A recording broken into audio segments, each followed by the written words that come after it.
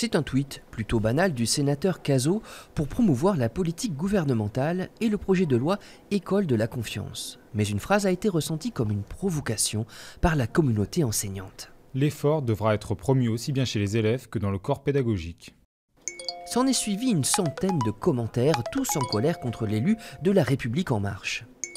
Ah, parce que jusque-là, nous enseignants ne faisions aucun effort et n'étions pas vraiment engagés dans notre travail.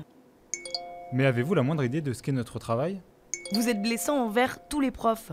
Face à cette indignation générale, deux analyses possibles. Soit les enseignants sont corporatistes et ne supportent pas le début d'une critique, soit c'est l'expression d'un malaise profond.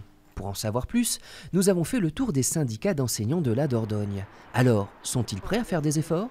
Ça fait longtemps que les enseignants font des efforts et font un travail acharné. Notamment par le fait que nos rémunérations sont bloquées. On est prêt à faire tous les efforts qu'ils veulent, mais à partir du moment où nous, on a quelque chose en face.